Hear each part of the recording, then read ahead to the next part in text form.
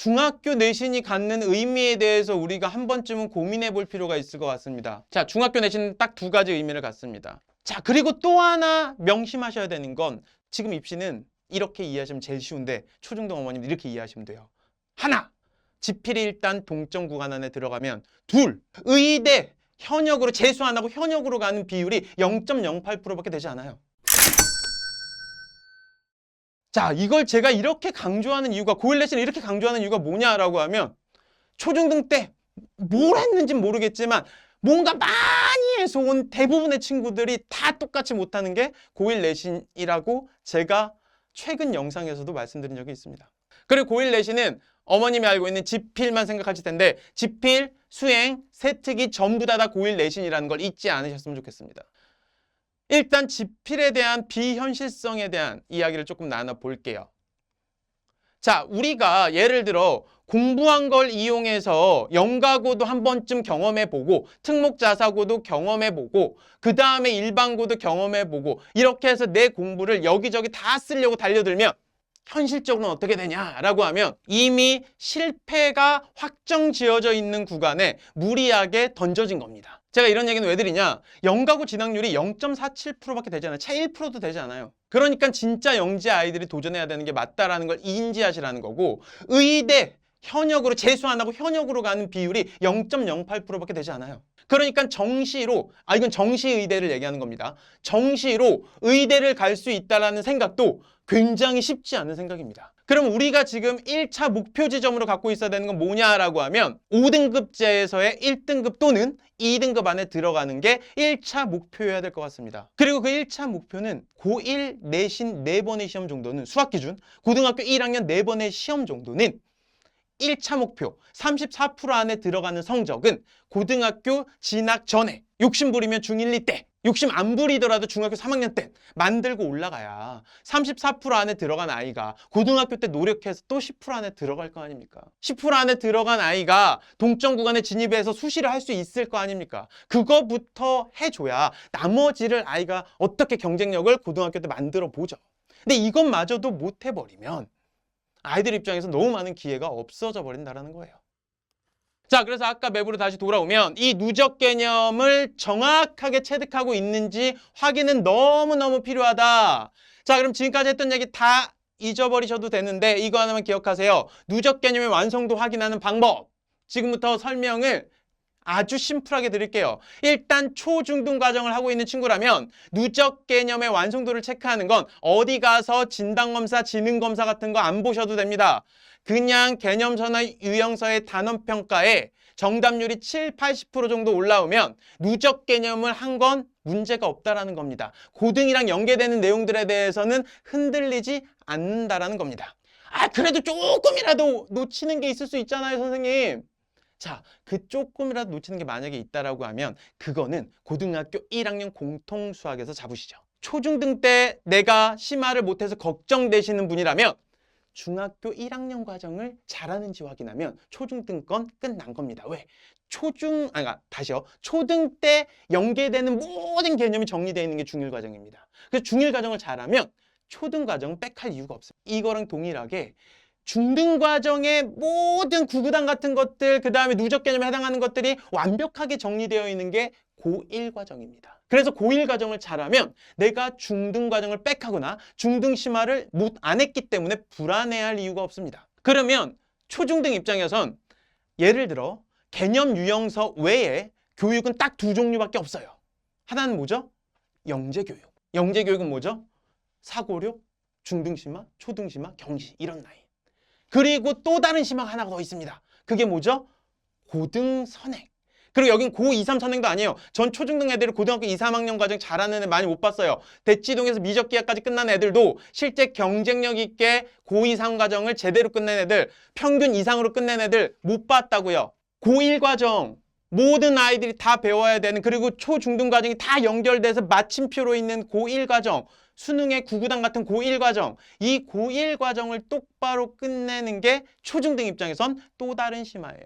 그럼 두 가지 심화 중에 뭘 할지를 고민해 보시고 이 마침표 둘 중에 하나를 명확하게 결정하시라고요. 둘 다 걸쳐 놓지 마시고, 두 가지를 다 걸쳐 놓으면 둘 다 망가집니다. 좋습니다. 지금 요거는 뭐냐면 최근에 제가 아까 말한 고등 전문화, 최근도 아닙니다. 7년도 넘었어요. 그러니까 대치동에서 일어나고 있는 그 또 다른 심화, 고등 전문학원이 존재한다라는 표입니다. 필요하신 분들은 캡처를 해두셔도 될 것 같고요. 그런데 제가 그러면 우리 동네는 없습니다, 이 얘기를 드리고 싶은 게 아니고요. 아까 말한 수학의 끝지점을 결정하고 그 방향성을 흐트러뜨리지 말라는 겁니다. 분명한 건 이런 거예요. 예를 들면 제가 비유를 하나 드릴게요. 어떤 아이가 중학교 시험을 제일 1순위로 생각을 한다라고 칠게요. 그럼 당연히 눈앞에 있는 중학교 시험을 1순위로 생각하는 거는 맞겠죠. 너무 자연스럽잖아요. 엄마나 애나 받아들이기에. 그리고 이걸 잘못됐다고 얘기할 수도 없습니다. 중학교 1학년 친구가 중학교 2, 3학년 때 본격적으로 내신 시작되니까 중등 내신을 신경을 쓰겠습니다. 이게 뭐가 이상해요? 그리고 학원이 실제 중등 내신을 위해서 이러이러한 커리큘럼을 움직이겠습니다. 이게 뭐가 이상해요? 아무런 문제가 없다고요. 그런데 제가 여기다가 한 가지를 좀 보태 볼게요. 중학교 내신이 갖는 의미에 대해서 우리가 한 번쯤은 고민해 볼 필요가 있을 것 같습니다. 자, 중학교 내신은 딱 두 가지 의미를 갖습니다. 하나, 일단 아이들 입장에서는 본격적인 학교에서 보는 시험의 시작이기 때문에 시험을 대하는 습관이나 태도 굉장히 중요합니다. 근데 제가 이 얘기 꼭 드리는데 이 태도를 어떤 방향으로 설정하셔라. 시험 기간 안에 벼락치기 하는 방향이 아니고 사교육에 의존해서 내신 대비를 하는 방향이 아니고 학교 수업에 집중해서 성적을 A를 맞을 수 있는 방향으로 설계를 하셔라. 습관이나 태도를요. 다시 말해서 질문 뽑는 습관을 만들어서, 이것도 굉장히 내신에 도움이 되는 팁 중에 하나인데, 평소에 학교 갈 때 내가 모든 과목을 다 질문을 뽑아갈 수는 없지만 내가 취약하다라고 생각하는 과목이나 아니면 내가 경쟁력이 있다라고 생각하는 과목이나 잘하는 과목이나 못하는 과목이나 다 좋으니 실질적으로 내가 다음 주에 있을 진도 과정에 대한 부분들 교과서 한 번이라도 읽어보면 당연히 내가 안 배운 내용 중에 미리 예습을 하는 건데 아는 내용이 있고 모르는 내용이 있을 거 아닙니까? 그럼 모르는 내용에 대한 질문이라도 뽑아가서 학교에서 해결을 해서 오는 태도를 만들어 주시면 너무너무 좋습니다. 두 가지 방향성에서. 하나, 선생님한테 소위 말하는 관찰평가에 대한 좋은 점수를 받을 수 있고요. 적극적인 태도니까. 그리고 선생님이랑 여러 가지 활동들의 다음 추천을 받을 수 있습니다. 그리고 두 번째 같은 경우에는 아이가 실제 안정적인 내신 점수를 확보할 수 있습니다. 지금 중등 내신은요, 대부분 전국의 A 맞는 비율이 35%를 넘어가고 있기 때문에 학교 수업 시간 안에만 집중해도 A가 나와야 정상입니다. 그런데 어떤 친구가 학교 수업에 집중하는 습관이 안 들여져 있고 학교 수업 내용을 갖다가 질문을 좀 뽑고 해결하는 습관이 안 들여져 있고 질문까지 바라지도 않고 예습도 바라지 않는데 수업 내용을 정리해서 복습하는 습관도 안 들여져 있다. 그래서 그걸 사교육을 통해서 A를 만들어서 특목자사에 보내겠다. 이 생각은 너무 잘못되어 있습니다. 뭐가 잘못되어 있냐? 사교육을 통해서 35% 안쪽으로 들어가는 아이가 된 친구는 특목자사고에 가면 내신 바닥을 깔 수밖에 없습니다. 그러면 그렇게 바닥에 깔려버린 친구는 실질적으로는 좋은 대학을 갈 수가 없습니다. 아무리 좋은 고등학교여도 내신 바닥인 애까지도 대학이 뽑아주진 않습니다. 이 말은 이해가 되시죠? 그러면 저는 어떤 이야기를 드리고 싶냐? 실질적으로는 이 생각을 가지셔야 됩니다. 중등 내신의 입시적인 의미를 해석을 하면 실제 이 아이가 학교 수업 시간 안에 습관을 만들어서 내신이 안정적으로 A가 안 나와. 그러면 이 친구는 특목자사고는 어렵고 특목자사고로 갈 게 아니라면 실제 내신을 입시적으로는 사용하는 게 없습니다. 중등 내신을. 그럼 반대로 아이가 예를 들면 중학교 시험에서 평균 정도, 보통 중학교 평균이 70 후반에서 80 초반이거든요. 평균 정도만 나오면 사실 중학교 과정에는 아무런 문제가 없어요. 뭘 하기 위한 과정에는 고등과정을 하기 위한. 중학교 평균의 아이들이 고등과정 하는데 문제가 있다면 고등과정 설계가 잘못된 거 아닙니까? 너무 당연한 겁니다.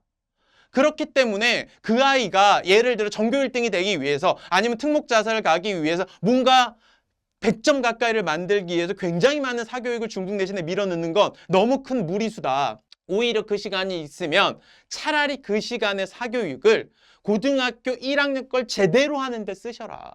수학뿐만 아니고 주요 과목 다요. 그리고 이걸 선행하는 걸로 잘못 받아들이지 않으셨으면 좋겠다. 선행하라는 의도가 아닙니다. 자, 우리는 학습 임계량이라는 게 있어요. 뭐가 있다고요? 학습 임계량이요. 누구나 다 어떤 과정을 이수했을 때 채워지는 양을 의미합니다. 요즘 유튜브에서 예를 들면 입시 전문가들이 나와서 수능은요, 누구나 다 1등급을 맞을 수 있습니다 라는 표현을 들어보신 적이 있을 겁니다. 그게 잘못된 이야기가 아닙니다. 누구나 다 노력을 하면 1등급까지 갈 수 있습니다. 그런데 또 이거가 아이러니한 건 수능은 상대평가라 대한민국의 4%만 1등급이 될 수 있어요. 그런데 왜 이런 얘기를 하는 거냐? 수능이라는 녀석의 문제 난이도나 문제를 내는 방식 자체가 특별한 영재성을 요구하고 있지 않다라는 의미입니다. 그러니까 저는 고등학교 진학 전에 이 빨간 선을 제가 쭉 그어놨잖아요. 이 빨간 선이 가지고 있는 의미는 뭐냐라고 하면 이런 거예요. 고등학교 진학 전에는 너무 초중등을 하면서 자연스럽게 세이브된 물리적인 시간을 고등학교 1학년 평균 이상을 만드는 데 활용하셔라. 그리고 고등학교 진학 전에 우리 아이의 시작점은 고등학교 1학년 내신 평균에서부터 시작을 해라. 아니면 좀 더 욕심내면 평균보다 조금 위에서부터 시작을 해라. 5등급제에서 2등급이 34%니까 34% 커스내는 걸려서 시작을 해라. 최소한. 그래야 고등학교 올라갔을 때 아이가 뭔가를 하고 싶을 때 공부적인 경쟁력을 만들고 싶을 때 문제가 안 생긴다. 그리고 이건 누구나 전략과 시간 활용을 잘하면 가능한 거다.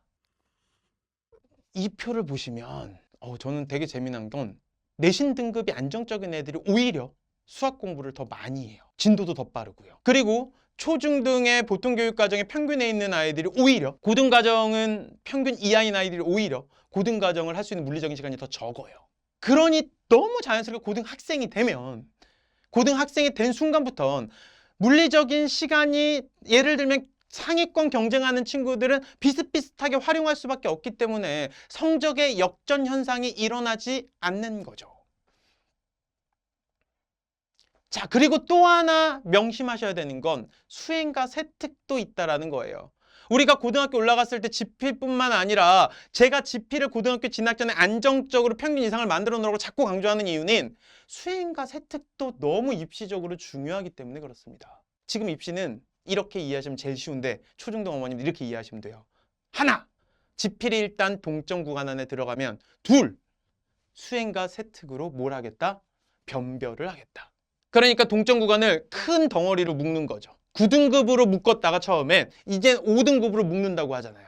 한 동점 구간의 인원을 더 늘려줬잖아요. 그러면 수행과 세특으로 더 확실하게 변별을 할 거 아닙니까?